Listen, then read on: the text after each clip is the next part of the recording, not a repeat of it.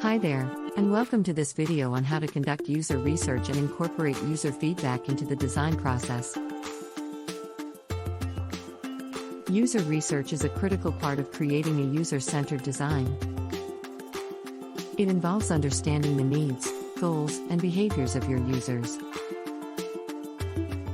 By conducting user research, you can gain insights that can help you design better products. The first step in conducting user research is to define your research goals and questions. This will help you focus your research efforts and ensure that you are gathering the right data. Once you have defined your research goals and questions, you can choose the appropriate research method. There are many methods to choose from, such as surveys, interviews, and usability testing. It's important to choose the right method for your research goals.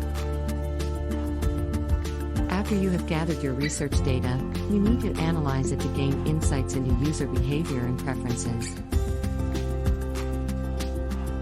This will help you identify design opportunities and challenges. Designer, with the insights you've gained from user research, you can start incorporating user feedback into the design process. Use the feedback to inform your design decisions and create prototypes that address user needs and preferences. Once you have a prototype, test it with users to gather feedback and validate your design decisions.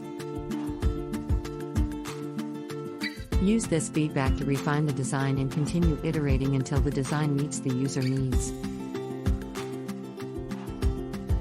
Finally, incorporate user feedback throughout the design process to ensure that the final product meets user needs and expectations. And that's how you conduct user research and incorporate user feedback into the design process. Remember to keep an open mind, be willing to iterate and refine your designs based on user feedback. Thanks for watching.